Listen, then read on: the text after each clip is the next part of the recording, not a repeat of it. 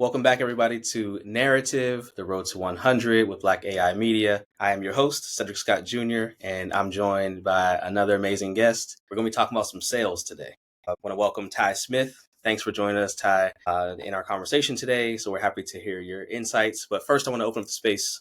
Give us a little intro. Tell us who you are, what you do, and then we'll go into some of our questions. Hey, I appreciate you having me. This is awesome. My name is Ty Smith. I am the founder and CEO of Optical Diversity Telecom. We are a IT and telecommunications consultancy. We consult on basically anything from your internet services to your software to even cloud services, AI software as well. And based out of Las Vegas, I've been in the telecommunications and cloud arena for close to 20 years. So I started off doing telecom sales on a more like residential level. I pretty much worked kind of any telecom sales job you could think of, from like retail sales to call center. Had some management roles when I was in the call center as well. Managed some teams, was a trainer. And then after that, I jumped into the whole commercial side where I started doing channel management, where I was managing relationships with IT consultants and really helping them close like Fortune 500 deals. I've signed up a lot of internet services and solutions for many of the major casinos in Las Vegas and a lot of their tenants and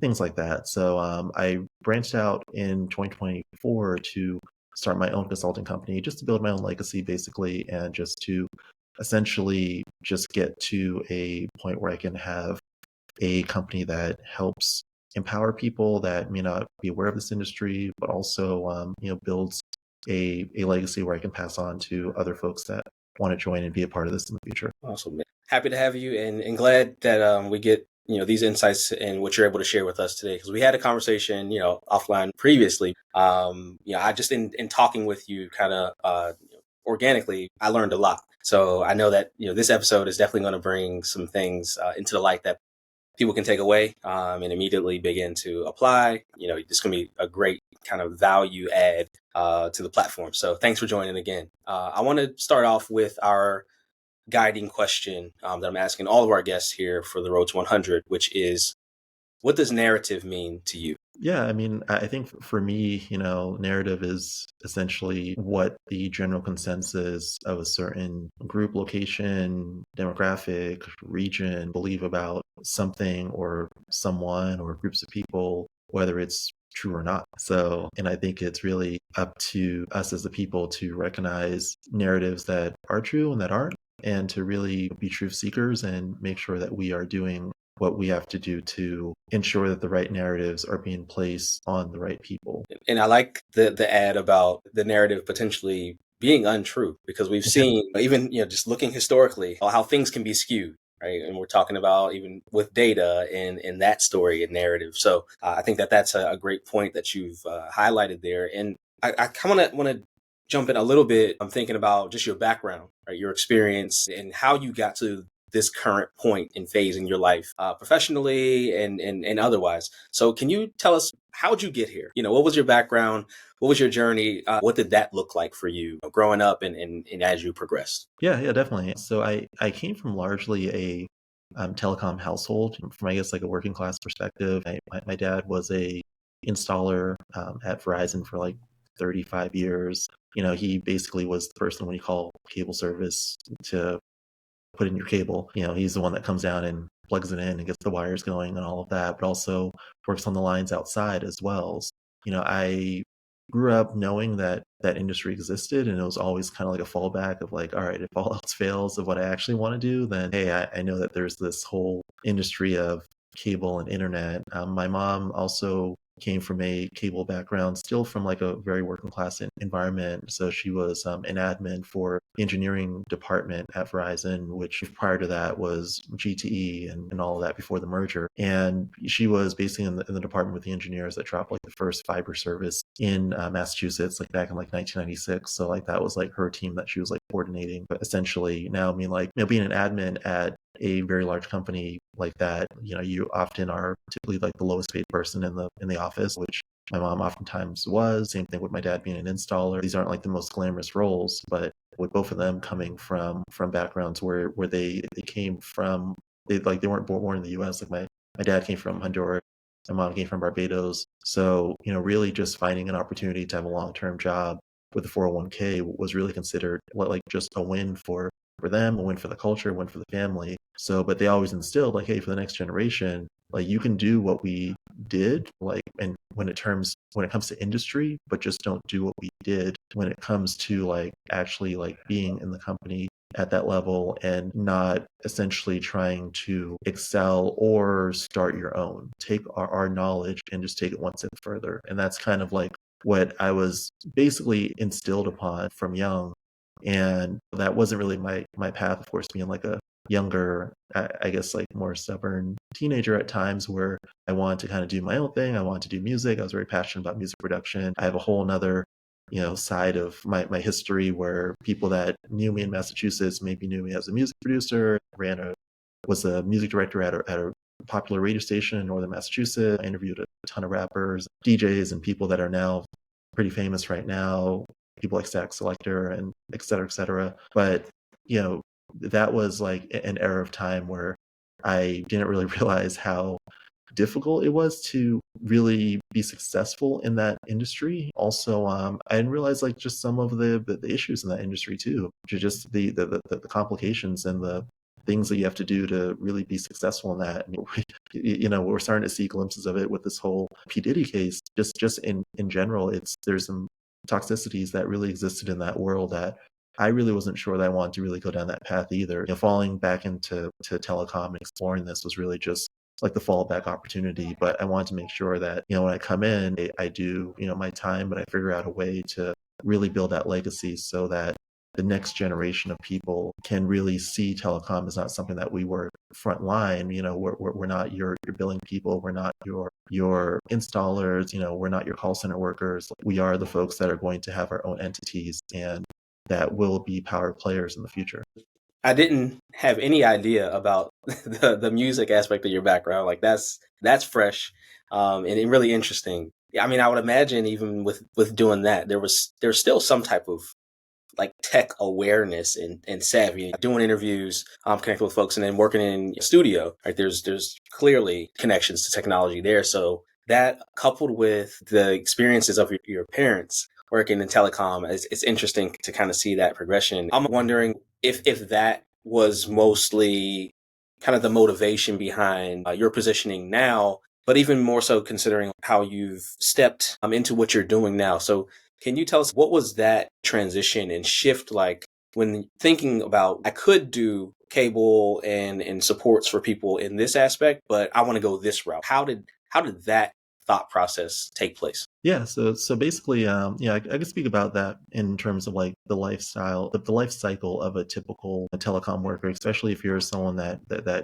generally comes from, whether it's a working class household, and this applies to many people of color, many African Americans, but also just many people that just may not have like that guidance coming up in various situations in various states. When you get a job and you're young and you're looking at places, it's like, all right, I could work at the Walmart, I could work at the Target, or maybe I can do some of this either door to door stuff that I'm seeing out there, or I'm seeing people sell cell phones at a retail store, and that was really the route that I ended up going, because when I was kind of doing that, selling in a retail store, selling cell phones and internet and all of that, it was really a way where I can still have kind of access to people and still get that social element, because I was still doing music on the side. So it was just like, oh, this is just like something I'm going to do for a little bit, and then I make connections here, but then I'm going to go off in the music world. But I think being out there, it was really just eye opening, just the fact that like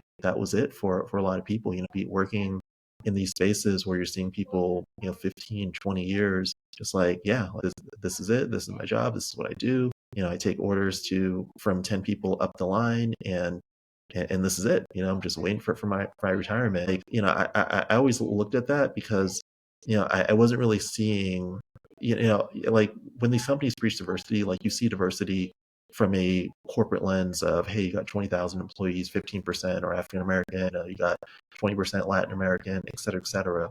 But when you really look at it from like a worker perspective, like when I'm on those front lines, like I'm only seeing a lot of people that look like me in many spaces. And many of them are just like, yep, this is it for us. And then when you randomly run into some of these more corporate folks, these executives that come to town, they don't look like you, and their path is totally different. Their plans are totally different. It's just like, yeah, I'm doing this traveling director job right now, but planning on moving up. Hopefully I get a VP position next year, and then I'm hoping to become an EVP in the next 3 years, whether it's this company. And like it just the difference in aspirations sometimes that you hear, it just makes you wonder, especially when you're young, and especially looking at my mom's position where she was an admin in a department that had a ton of engineering leaders, and she eventually became, an admin to basically some of the C-suite executives at Verizon, like right before her final years at the company. So just really seeing, I guess, the two sides of America, I think really helped me figure out that I didn't really want to go like the normal path. And I think that kind of stems to just my upbringing as well, because I grew up in more of like an inner city, area in Boston for my first 13 years of life. But then my next 13 years ended up moving out to the deep suburbs of Massachusetts, where I saw a totally different lifestyle. So I think seeing both halves of the world just really got me to a point where I don't know if I want to do that normal path that some random corporate executive set out for me, because I'm coming into this role and they're trying to sell me into the fact that this frontline role is the best thing ever and it's going to be the greatest thing in my life, and all of that, while their path is totally different. So when I got into the corporate world, I ended up kind of getting lucky a little bit when it came to finding a different department that I didn't really know exists. And that department for me was channel sales, because when you're working in these companies, your path is, hey, frontline worker. If you work hard enough, after 10 years, maybe you become a supervisor, maybe you become a manager.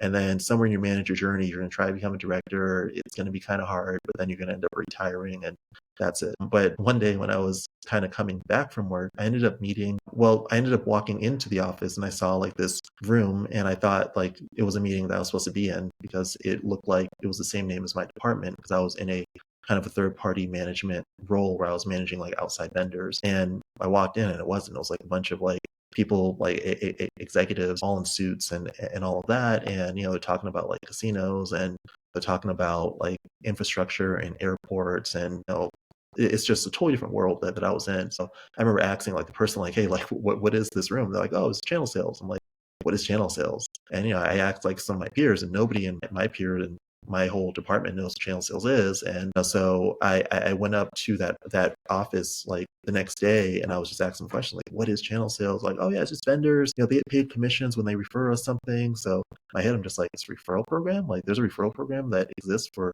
this company? And then I learned that no, it's not for this company, it's for all tech companies and software companies and all of that. About that, and then getting to the point where I can now set my career path in, hey, I want to learn more about this, I want to be a channel manager. That for me kind of changed everything of what I want to do and what I want to learn about, because it was just a different lane that I didn't see a lot of diversity, and I felt that I could just explore it and expose it out to more people. The conversation we had, we talked about some of the difference between what you're seeing, and more so in like channel sales versus, I guess, regular sales. How would you coin that, and how would you frame the difference between what you do and, I guess, the typical sales approach? Yeah, definitely. So the world of channel sales, and this was the world that I discovered kind of accidentally, but it's a very, very large world, and all it is from a very like simple perspective is that it's kind of like a big giant referral program for almost every single tech company that you can think of. And it's very, very similar to the models of like a real estate agent or an insurance agent, where there's independent people that essentially broker deals between very, very large companies or small companies with very, very large tech companies or small tech companies. So it's taking a tech company that wants to sell a service, taking a company that wants to buy a product, and you're putting them together, then you're getting a percentage of that transaction. Except unlike real estate, those percentages are fairly small. It's 3% to 6%, and it's one time. In the channel sales world, when we're speaking about technology, it's larger percentages. It's anywhere from 10 to 20%, and it's ongoing. It's residual every single month. So when that company pays their bill for whichever technology, that's internet, that's their software, that's their firewall, their cloud services, their AI platform, you're getting a 10 to 20% residual every single month from that particular referral that you did. It's similar to affiliate marketing, except that affiliate marketing is more of a random kind of like post content, and then you have a portal and the customer purchase it themselves. Versus channel sales is more targeted. It's a company like, let's say you take a Microsoft, for example, and they're like, hey, we have these customers, but we don't have this person as a customer. And you're specifically going after certain customers that the company doesn't have, and you're bringing them to that company. So that is really like the main difference between channel partnership, is that it's a very more targeted approach. And a lot of times you're also selling with employees that work at that company. So I guess in short, it's more of an actual partnership where you have somewhat of a relationship with the organization versus I'm an affiliate of whatever platform that I use or enjoy. I share a link that's a referral for people to go.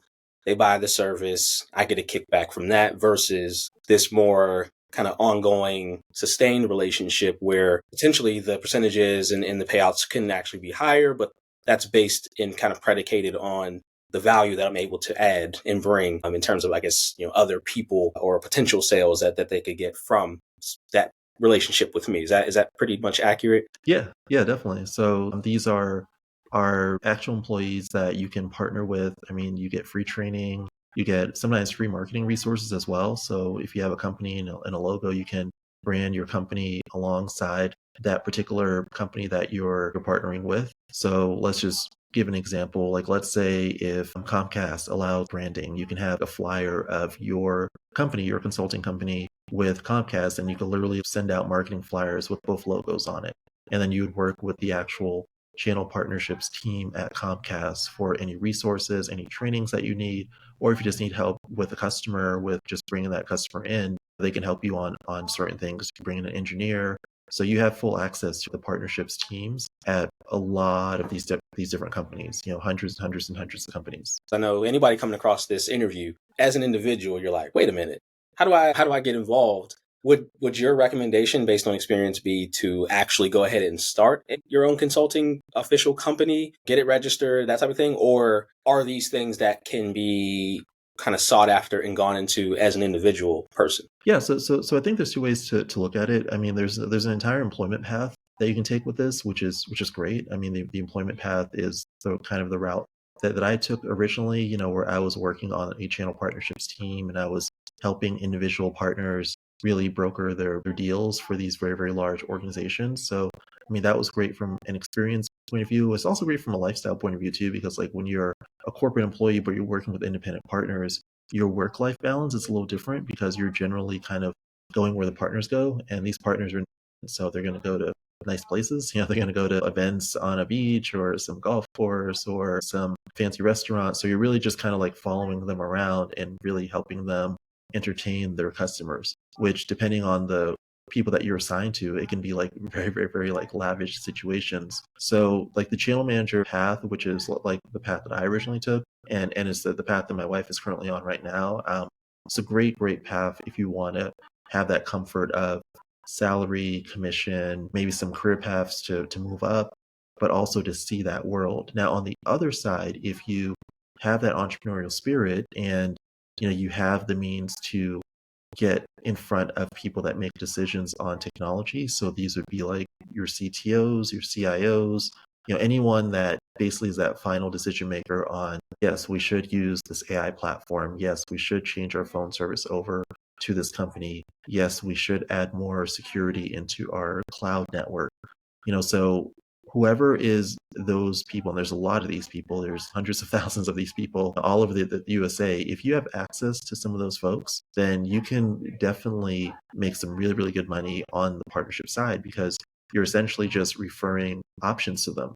Think about the job of like an IT director or even like a VP of IT or a CTO. They're getting paid a certain salary per year, to work for whichever company. So they're getting paid anywhere 100K, 200K, et cetera, and more. And to justify their jobs, they have to basically have a plan for the year for 2025. They have to have like a roadmap of This year we want to definitely go and upgrade our Wi-Fi adapters at all of these different locations just so we can now install faster Wi-Fi for our guests that come to our various coffee shops. Or this year we want to add additional layers of security to our internal network. We want to add like multi-factor authentication for all of our employees when they access the corporate network. Or, this year we want to maybe do away with some of the traditional phone systems that we have, or in many cases, sadly, hey, this year we want to cut back on some of our customer support staff and put in an AI solution to handle some of those front end calls. So whatever that plan is, all of these like IT director and CTOs and all of that, these people that are making the decisions on what solutions they're implementing, they have a plan for 2025. Your job as a partner is to come in and to provide them with options to help them, accomplish that plan. Like, hey, here are the various providers you should talk to if you're trying to do this. If you're trying to add, an AI system to a drive-through at a fast food restaurant, here are the three best providers to do that. Let me make some introductions for you. And then off of those introductions, if those sales close, now on that entire sale, these sales can be huge. They can be $30,000 a month, $50,000 a month, $100,000 a month, etc. You're getting anywhere from 10 to 20% nonstop. Every time they pay their bill, you're getting a 10 to 20% cut to you. Where there's many people that literally have done one deal and they've kind of like semi-retired off that one deal, and they just make sure that the customers keep the service. But the key is having those relationships with those decision makers that have the power to say, yes, we want to go with this, or we want to go with that, or that have the plan in hand of this year, I want to make this change to the network. And finding those folks isn't always the easiest thing. It makes me think a little bit about benefit options. When you're working, you could go with this plan, or this plan, and you make that selection, and you basically have it for a year or what have you, and you kind of Yeah. revisit type of thing. So, okay, I like the breakdown and appreciate that. And I want to dig though into optical diversity. First, I think it's a dope name. I actually like the name a lot. But I want to talk a little bit more about like just you in terms of business ownership and even what that looks like on that level for people who may be interested in going more of the entrepreneurial route. So with launching, getting started in the space, having already, the telecom background through your family, understanding and experience of what it looks like, but taking a different pathway. Were there unique challenges that you came across as you were building and shaping out your business? And I guess, in the beginnings and even currently, like where you are positioned with some of those partnerships, did you come across things that were hiccups? And I'm curious how you overcame those things. Yeah, so I think that the trickiest thing that you're going to find, especially like in this industry, and depending on like when you're coming into the industry, I would say even from an age perspective, is the main people that are going to make the final decisions are going to be CTOs and CIOs, VPs of IT, et cetera. So a lot of these people are going to be very, very, very tenured in these companies because to make it up to that level, you would have to be in the corporate world anywhere from 20 years to 25 years to 30 years to 35 years. So if you're coming into this and socially, like let's say in my case, right, where I was at a manager level, so a lot of my friends are either managers or they're like more high-end frontline, like maybe enterprise executives and all of that.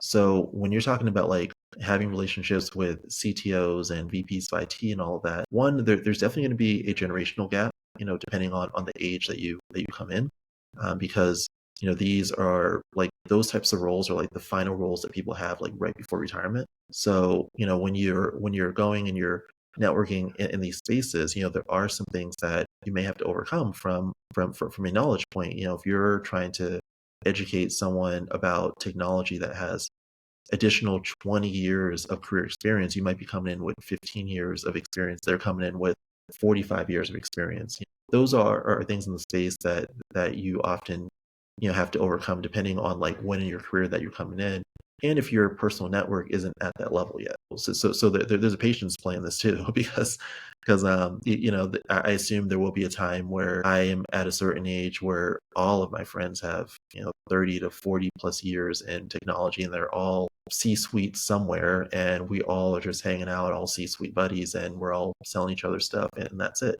Because in reality, in many cases, that's how the channel world is operating right now. It's the most successful partners are the folks that have very much like ingrained long-term, very long-term CTO, CIO relationships to the point where back 35 years ago, some of these people were their peers. Like they worked in IT support next to so and so, Brad or John or Lisa, and now 35 years, 40 years later, these people are now CTO, CIOs. This person's a partner, and it's just like, hey, let's all get together. Let's chat. Let me bring over some of my friends from Palo Alto. Let me bring over some of my friends from Five9 and Zoom, and we're gonna have a little showcase. I'm gonna show you some of the new products and services that are coming out.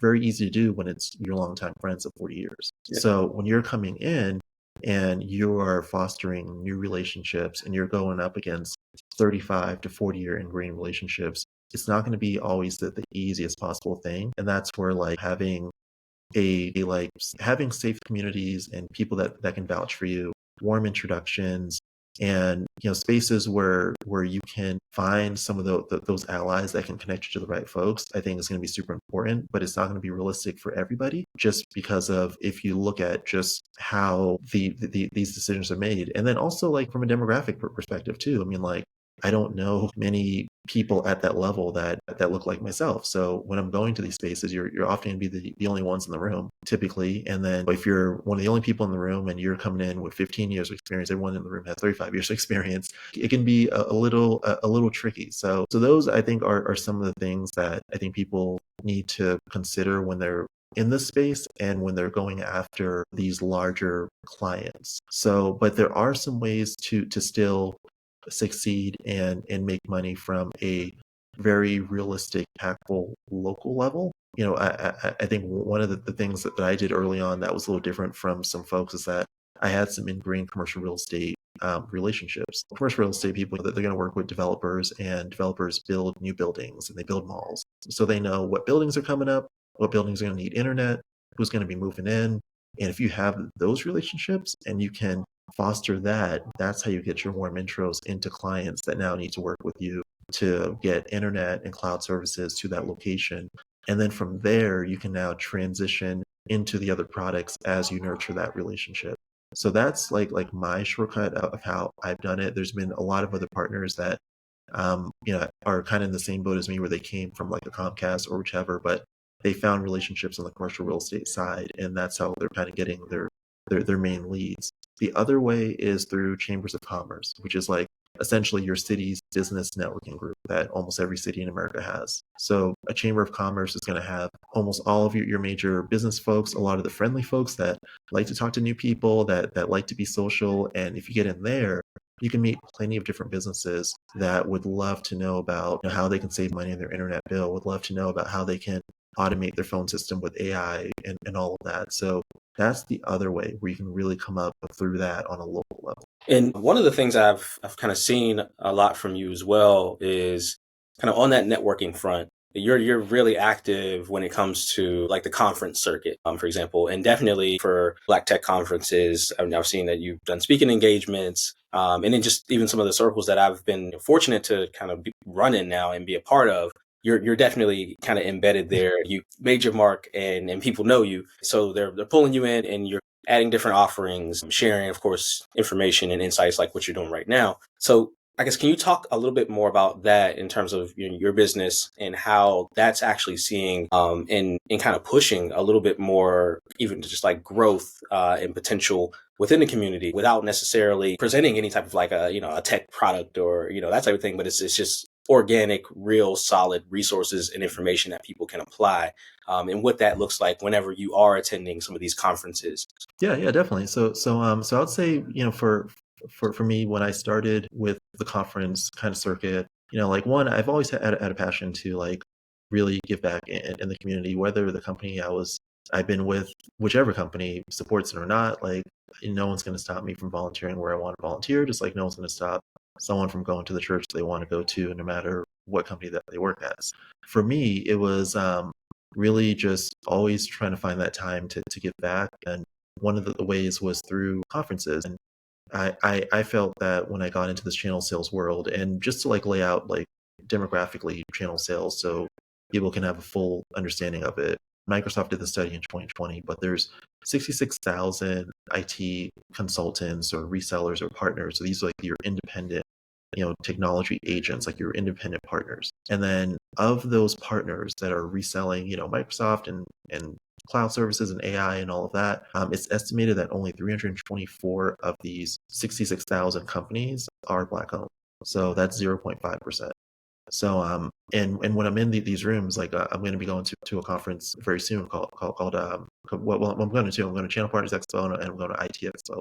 But typically when you go to these spaces, you see 8,000 plus people and you see the same 50 to 60 Black people that are there. And the thing is, like, when you work in telecom, like I did on a frontline level, on a sales level, on direct sales level, it's different. The demographics are totally flipped. Most call centers in America, especially that do telecommunications, are largely majority African American. And if they're not majority African American, they're in the high, 30 to 40 to very close to 50%, percentage. What I want to do with the conference side was I was kind of looking at this whole just tech movement that was coming up. There were a bunch of viral influencers that were floating around in 2021 and 2022 making content talking about you can break into tech and get six-figure jobs and you can drive Lambos and all of this like very sensationalized stuff that was going on. There were boot camps that were for sale that people were buying, and this whole movement encapsulated, I would say, hundreds of thousands of people for a brief period of time between like 2021 and like I would say late 2022 going into like early 2023. And this also was the boom of the, I guess, Black Tech Conference. We originally had Black's Technology was like the original Black Tech group, and then you had National Sales Network was another one, and that was it. 2020, post George Floyd, you now have the birth of Baddies in Tech and TechSgiven, and TechSgiven was around, but I mean, like, from a conference perspective, you had really the emergence of the TechSgiven conference and the Diversitech conference, and all of these different conferences started really popping up. And content-wise, it was heavy into engineering. It was like heavy into like product management, even some project management talks. But when it came to the actual sales aspect, there weren't really a lot of voices on there. And then if they were, it was largely like, hey, you should do sales because you can make all this money and take this like $8,000 boot camp or whatever people were pitching because they wanted to get a commission off it. Obviously, it wasn't like that they truly like actually cared. So for me, I want to kind of bring in like a different narrative to that, hence narrative, right? So I started really kind of working behind the scenes with a lot of different conference founders and really kind of laying out like the full scope of sales. That yes, you have a direct sales path and career path on a B2B level, but there's this whole other side of the industry called channel sales, which is like the partnerships and the independent consultants that are out there. And I started working with these conference founders, like giving them the actual numbers that I gave here today. 66,000 plus consultants, 324 of them are African American owned. Here are all the various conferences that exist in that world. Here's all the money that exists in that world, all the people that can sponsor your events. And I've been kind of on this journey of helping conference founders bring channel sales content to their events just so we can have that other side of it. So we can talk about not just being a tech worker working in some frontline sales job, but also being a tech entrepreneur as well. And I really started to kind of bridge the gap to show two sides of it. And but also while doing that, when I'm talking to different founders, I'm realizing one issue: a lot of founders didn't know each other at the time. In 2021, a lot of these like conference founders have never met. 2022, they were working just solo dolo. And so I started making a lot of introductions going into like, especially 2023, but late 2022, I started introducing this conference founder, that conference founder, back and forth, started introducing speakers to conference founders, started introducing sponsors to conference founders and all of that. And really, because I want to keep this ecosystem going because it's an awesome ecosystem. Like I truly love these conferences. Like you meet so many cool people. It's just a great opportunity for just people to get exposed to everything. So my whole thing is just really kind of like a nonprofit initiative to just help this ecosystem work better. I didn't do it for like any fame or clout or whichever. I mean, a lot of people are now finding out that like, oh wow, Ty was kind of behind the scenes on putting this person together. But it was really just because like I just wanted this ecosystem to just be sustainable and long lasting. Because from what we saw, movements in 2021, this is 2025 of this recording, are not sustainable. All of those movements from 2021 and 2020 are starting to end. But I don't want my conferences to end with these movements. I want my conferences to continue, but we have to do it in a more strategic way going forward now, where we have all sorts of content and we empower people, not just on the employment side. We got to empower people on the entrepreneurial side too. The stat that I'll say to add to this, to kind of cap that off, is when you look at tech companies in America, a lot of people don't talk about the stat, but less than 1% of all tech companies in America are Black owned. Or so that is a crazy stat. Less than 1% of all tech companies in America are Black owned. So if we continue to push people solely into employment working in tech, we're never going to change that metric. And we're going to continue with this long fight of begging and pushing for DEI initiatives and support. But if we can get to the point where we can own the actual tech companies, then that can be a game changer, because now we can instill these values from inception of the tech companies so that we won't have these issues ever again going forward. And I think when we look at this, I tell people all the time, just look at the number one richest Black man in America, which is David Stewart. David Stewart's first business was a channel sales business. He runs Worldwide Technology, which is a 10 billion to 20 billion plus company, very, very huge in the channel sales world, one of the largest channel sales companies in the world. But he started as a telecom reseller and referral partner, same thing that I'm doing. He built a pathway that was laid out. But us as influencers, as conference goers and all of that, we're not talking about that path. So I'm just trying to get more people to really, really focus in on what David Stewart did in 1990 when he left FedEx, had some contacts, a book of business, and started selling people internet services and built that company up to what it is now. I think more people can do that, and I think we could do that with not just internet, with software services and beyond. Yeah, that particular stat that you gave us around Black-owned tech companies is actually really sobering, and I really want people to take that and kind of chew on it, as I will. And that set up pretty much a segue for closing us out here. It's been amazing having a conversation with you. But I got to ask, because you did mention the word legacy, I think in some of your original initial kind of comments. So I have to ask you, what legacy do you hope that you leave behind, in the world and in the space? Yeah, I think for me, I definitely want to inspire, the people out there that are entrepreneurial. So, I have like this really, really, really like passion from, coming up in an inner city environment and understanding the dynamics of that, of like when you are a young person and you have parents that have to work 2 and 3 jobs to make ends meet, because one job only pays this, the other job only pays this, the other job only pays that. You're not going to get these like legacy stories that other kids have. There's literally kids right now that wake up and both their parents talk about their uncle or their grandfather that started some business, and this is what he did. Their dad runs a cybersecurity company, and et cetera, et cetera. And they're hearing these like life stories. They're almost getting like a university level, entrepreneurial training from like 5 years old to now. And you have on the other side, kids waking up to sometimes nobody, because their parents are working, their parents are out there. So their only influence is internet or just who's in their neighborhood, who's on their block. But some of these kids still want to do entrepreneurial things.